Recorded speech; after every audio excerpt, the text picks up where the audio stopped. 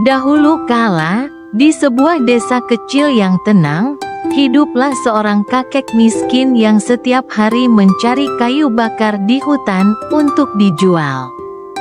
Suatu pagi, saat ia berjalan menyusuri hutan yang sepi, ia menemukan seekor rakun kecil yang terjebak dalam perangkap.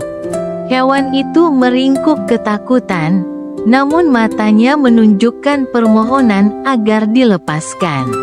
Kakek itu, meskipun hidup dalam kesederhanaan, memiliki hati yang baik.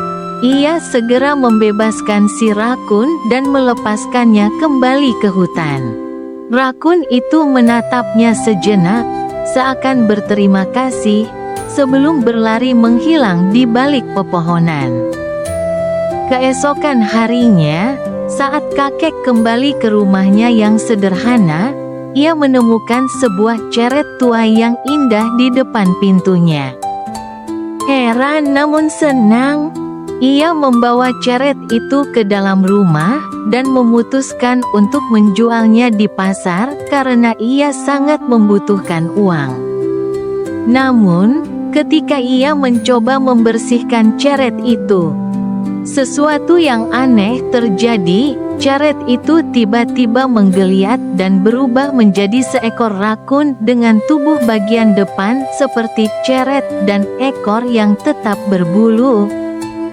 Rakun itu bisa bicara melalui gerak-geriknya dan memberi isyarat bahwa ia adalah rakun yang pernah diselamatkan kakek.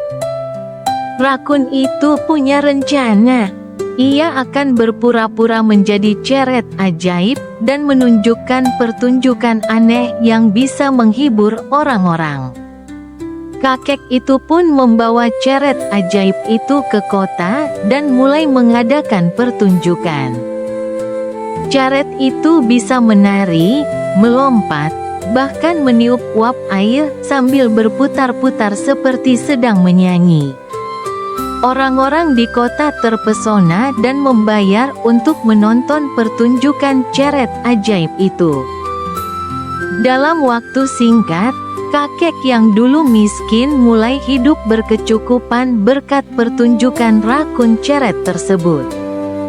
Namun, meski sudah memiliki uang dan makanan, kakek itu tidak pernah tamak. Ia selalu berbagi dengan tetangganya yang membutuhkan dan memperlakukan rakun itu dengan kasih sayang seperti keluarganya sendiri. Akhirnya, setelah merasa cukup membantu, rakun itu berpamitan dengan isyarat lembut, lalu kembali ke hutan. Kakek pun melanjutkan hidupnya dengan damai, selalu percaya bahwa kebaikan sekecil apapun akan kembali kepadamu dengan cara yang tak terduga. Pesan moral, kebaikan, bahkan terhadap makhluk kecil sekalipun, akan dibalas. Dan dengan kecerdikan serta kerjasama, kesulitan bisa berubah menjadi berkah.